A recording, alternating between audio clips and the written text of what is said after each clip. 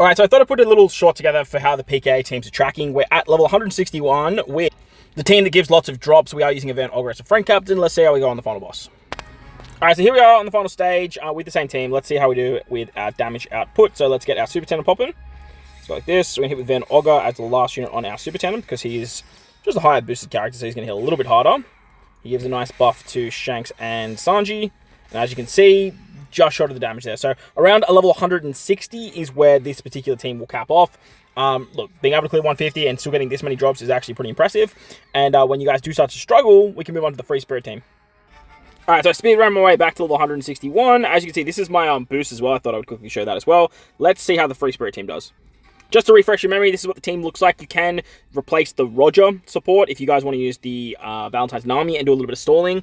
That way, I think it's only like 2 or 3 turns of stall. That way you don't need Otoko, you don't need the ship, and you can still run this team, and it works fairly nicely.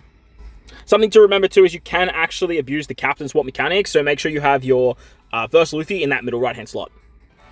Alright, so here we are on the final stage. I didn't abuse the captain swap. I got Zoro Sanji as my captain, so that works out quite nicely. Like I said, Zoro Sanji and Luffy are the 2 that you realistically want to become captain. If you get Law and Yamato, the HP doesn't work out, and then you have to tap through defense, and at that point, like, the damage is going to get reduced.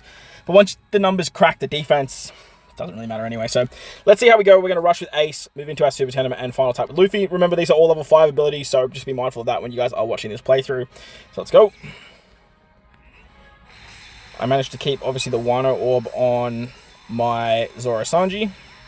Literally just with the rush, I think we kill.